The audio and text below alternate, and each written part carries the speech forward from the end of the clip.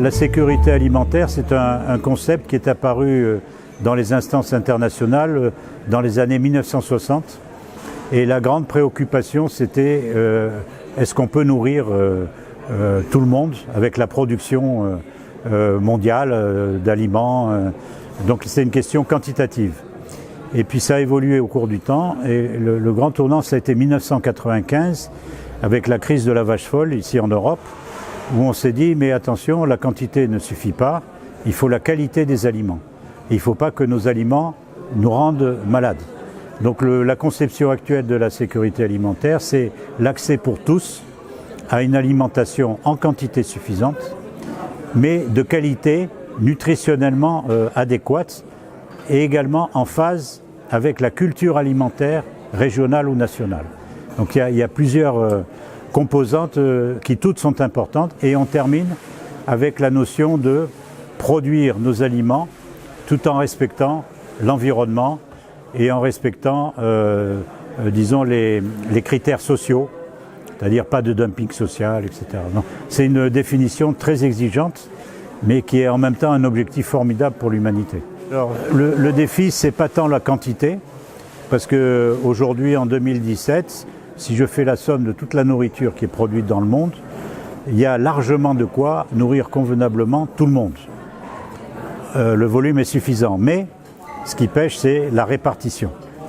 C'est-à-dire qu'il y a des pays qui meurent de faim, pays du Sahel par exemple, et il y a d'autres pays où on mange trop. Donc l'objectif, c'est vraiment la répartition équitable de la nourriture. C'est le premier objectif. Et le deuxième, c'est évidemment la qualité des aliments, et notamment ce qu'on pourrait appeler la lutte contre les maladies d'origine alimentaire. Parce qu'aujourd'hui, la première cause de mortalité, on peut le dire, c'est ce que certains appellent la malbouffe, c'est-à-dire des aliments de mauvaise qualité qui provoquent des maladies.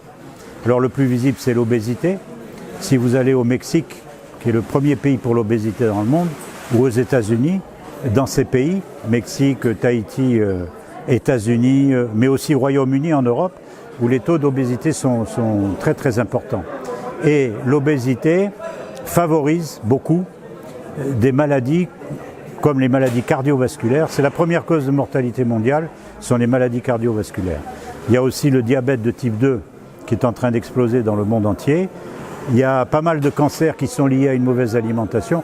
Donc tout ça fait qu'on est en insécurité alimentaire et qu'il faut absolument qu'il y ait des mesures au niveau gouvernemental, ça ne peut être que là, et international, pour enrayer ces maladies d'origine alimentaire. Alors le défi est d'autant plus aigu que, manque de chance si je puis dire pour la planète, il y a le changement climatique. Aujourd'hui, malgré les négationnistes, le changement climatique est là, et chaque nouveau rapport du GIEC, le groupe qui suit le climat au niveau mondial, nous dit mais attention, on est en train de dériver complètement, y compris par rapport aux objectifs de la COP21 à Paris, où on devait limiter le réchauffement climatique à 2 degrés ou 2,5 degrés par rapport au début de la révolution industrielle. Aujourd'hui, les scénarios les plus pessimistes disent que ce sera plutôt 5 degrés. Alors soyons quand même optimistes et disons que c'est 3 ou 4 degrés. Mais ça déjà, ça va provoquer des bouleversements, y compris sur la production alimentaire, puisque les rendements vont plafonner et on parle même de dégradation de la qualité des aliments du fait du réchauffement climatique. Donc ça, c'est un défi énorme que la planète doit saisir. Et le troisième défi, c'est un défi social, c'est-à-dire qu'aujourd'hui, vous avez 40% de la population active mondiale qui est encore dans l'agriculture. Dans les pays riches comme la France ou les États-Unis, on est à 2% de la population active totale qui est dans l'agriculture.